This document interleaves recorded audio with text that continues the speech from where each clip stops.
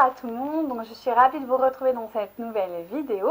Alors aujourd'hui nous allons tout simplement continuer notre périple dans les maladies inflammatoires du tube digestif chronique, les colites.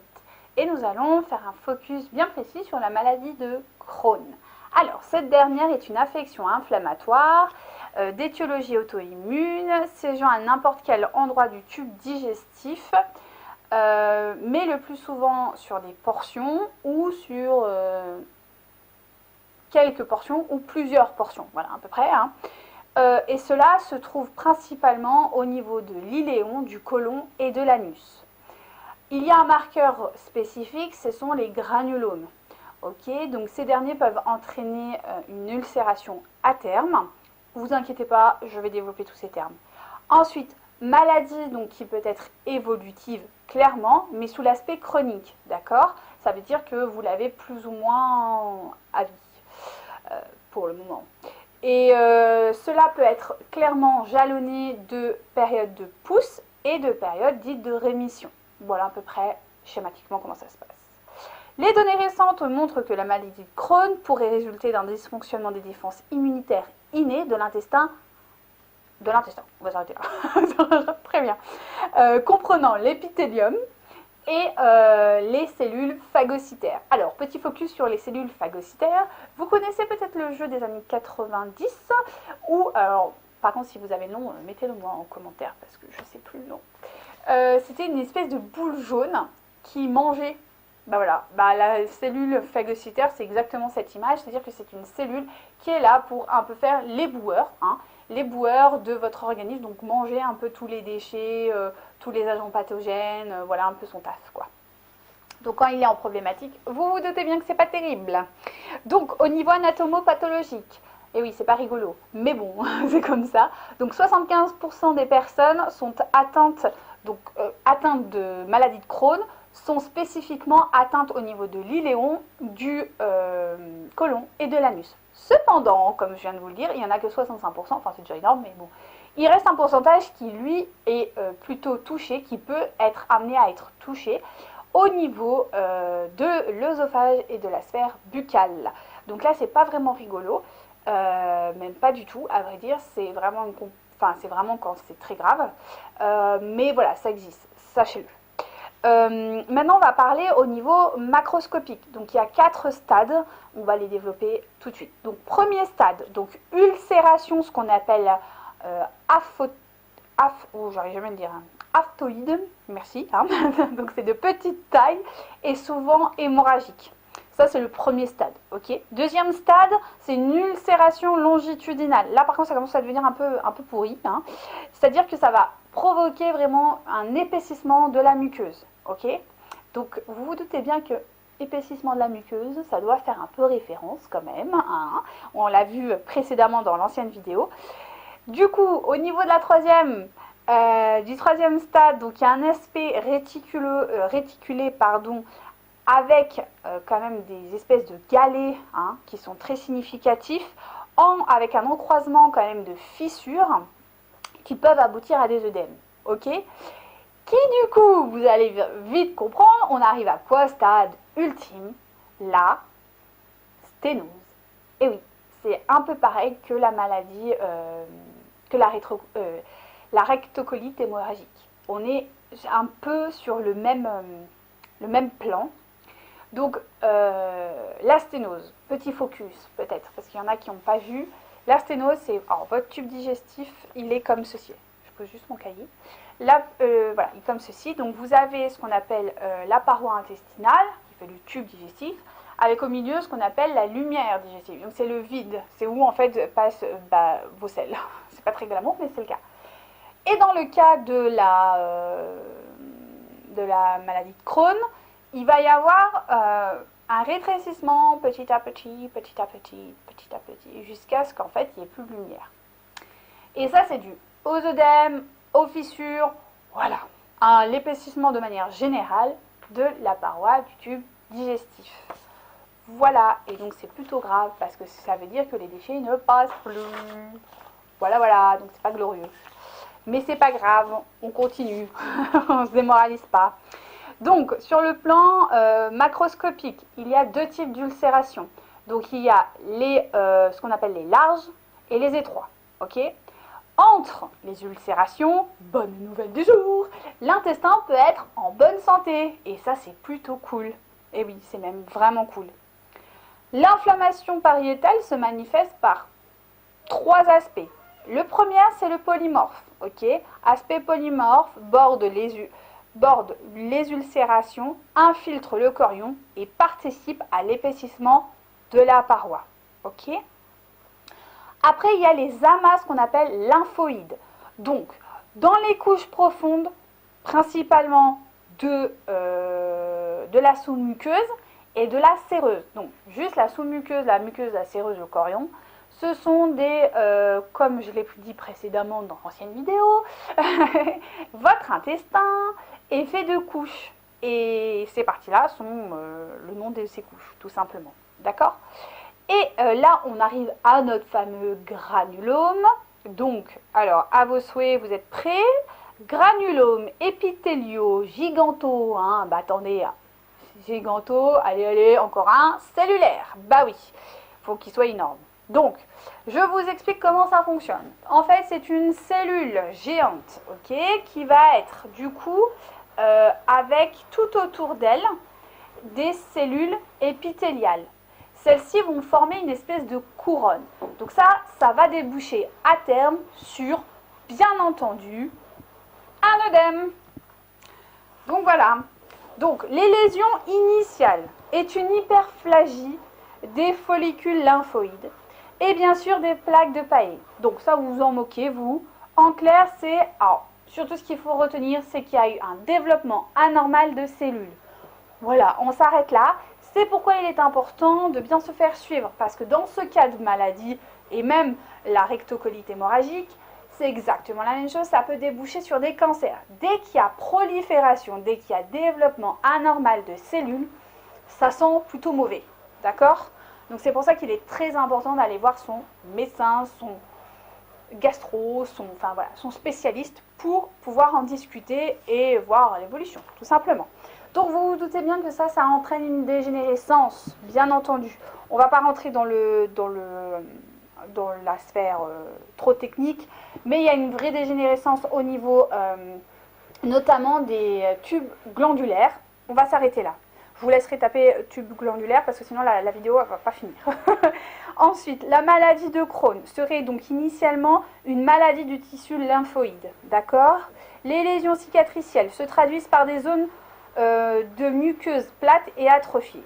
Ces lésions sont plutôt aiguës, hein, souvent avec des œdèmes, bien sûr, aigus. Bah oui, tant qu'à faire. La maladie de Crohn, si elle est localisée au niveau de l'iléal, on appelle ça élite de Crohn. Oui, comme ça on complique bien les choses. Hein. Serait induite par une réduction spécifique de certains peptides. Et là je fais un focus. Ces peptides, c'est des peptides antimicrobiens, d'accord, qui s'appellent les alpha-défensifs. Allez, c'est pas beau ça. Donc, j'explique. Donc, il faut savoir que dans votre intestin, vous avez quand même une réponse immunitaire. D'accord? Pourquoi? Parce que l'intestin va être amené à véhiculer des déchets. Des déchets qui peuvent être pathogènes ou non. D'accord? Mais en tout cas, ça reste des déchets. Du coup, il faut protéger votre organisme. Du coup, l'intestin, lui, va mettre en place ces fameuses...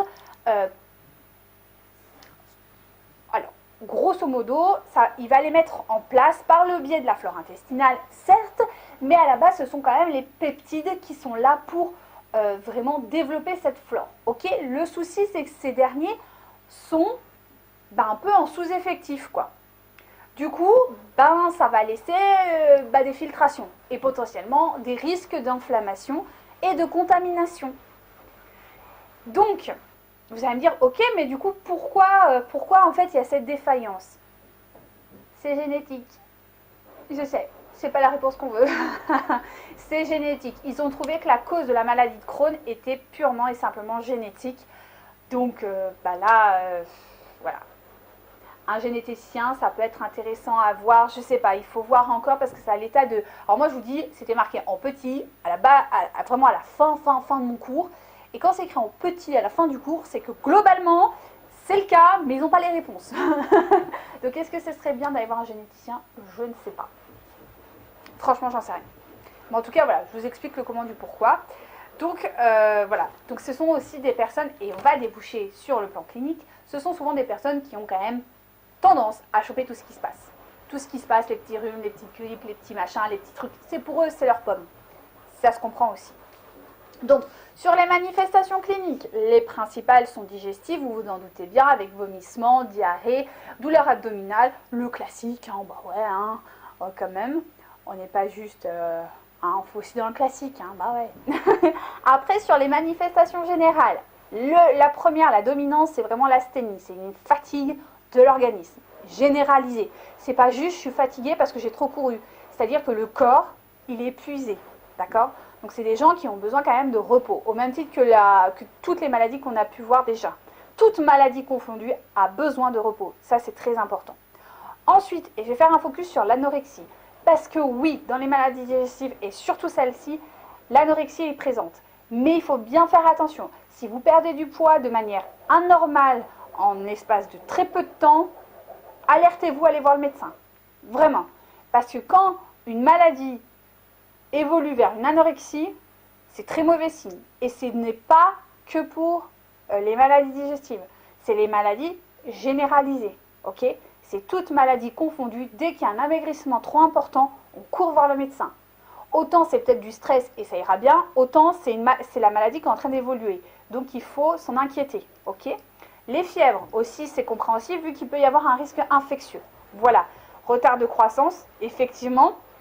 Alors, normalement, au niveau des chiffres, et j'ai bien normalement par rapport aux chiffres, qu'on soit bien d'accord, c'est normalement plutôt les jeunes adultes, voire les adultes qui développent la maladie de Crohn. Mais, à l'heure actuelle, entre la bouffe, qui n'est pas forcément top, entre les perturbateurs endocriniens qui sont quand même vraiment présents, le stress, tous ces facteurs, ce qu'on appelle environnementaux, ont un rôle primordial sur votre état de santé. Donc, plus il y aura de facteurs environnementaux néfastes, plus la maladie aura la place pour se développer et pour faire son petit bout de chemin. Donc, voilà, les jeunes enfants peuvent être malheureusement atteints. Malheureusement, donc voilà. Ensuite, il peut y avoir aussi des œdèmes au niveau des membres inférieurs. Donc ça, c'est logique parce qu'en fait, vous êtes en hypoprotéidémie. Donc ça veut dire que vous avez un apport en protéines qui est insuffisant. Ce qui est normal vu que vous avez un besoin accru de reconstruction des tissus. Voilà. Et une anémie. Donc l'anémie, on ne s'inquiète pas. Ça dépend du niveau, ça dépend de... Voilà, mais il y a beaucoup de gens qui sont anémiés au quotidien. D'accord, notamment les femmes tous les mois. En majorité des cas, elles ont quand même un problème d'anémie. Donc le truc, c'est que ça ne doit pas non plus être trop important. C'est pour ça qu'il faut se faire suivre. Mais si vous avez un peu d'anémie, on ne s'angoisse pas, ok? Tant que ça reste voilà, un tout petit peu, ce n'est pas gênant. Mais ça, c'est à être déterminé avec votre médecin. Voilà, sur le plan paraclinique, donc les lésions peuvent être soit, je confonds, soit diffuses, soit segmentaires. Bon, hein, les mots parlent d'eux-mêmes. L'intestin peut être éventuellement sain entre les portions atteintes, hein, sans problème.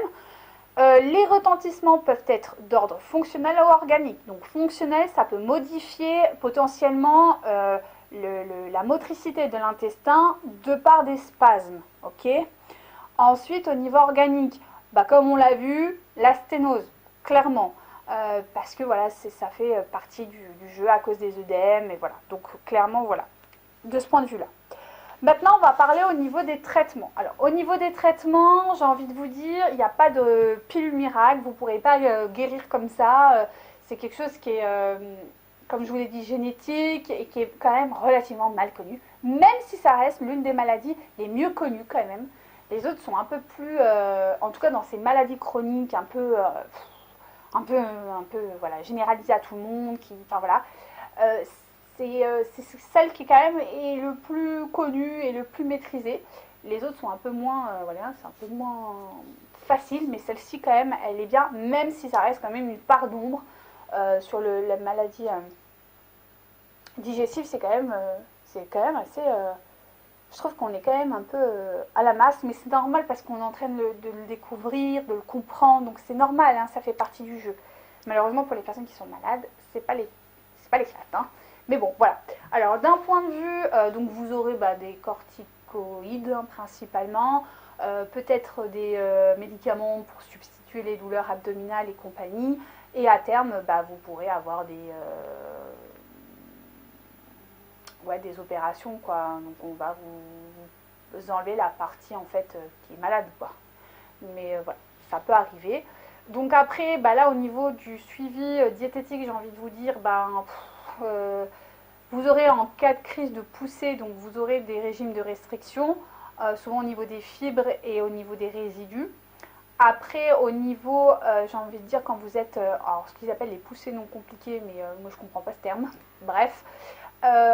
En clair, vous allez à l'hôpital parce que vous faites une crise et que c'est violent.